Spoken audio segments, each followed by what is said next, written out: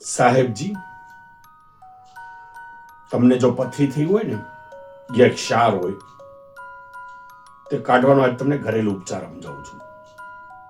સૌથી પહેલા તો રોજ 4 થી 5 લીટર પાણી પીવાનો આગ્રહ રાખો. પાણી પીવાને કારણે પેશાબની પ્રવૃત્તિ વધારે થવાને કારણે પથરી થશે નહીં અને થયેલી પથરી, નાની મોટી પથરી કિડનીમાંથી પાસ થઈ જશે.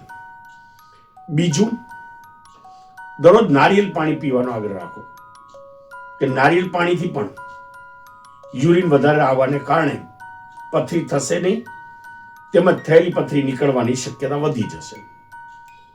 ત્રીજું, તુલસીનું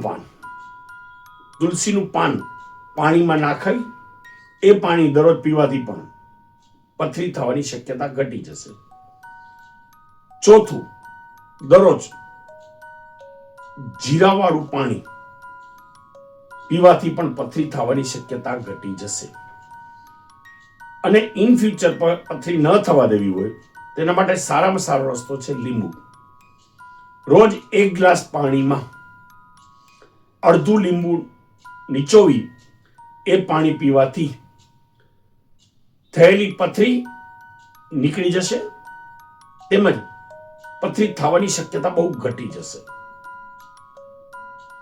જો આ રીલ ગમી હોય તો લાઈક, શેર, સબસ્ક્રાઇબ અને ફોલો કરવાનું ભૂલતા નહીં.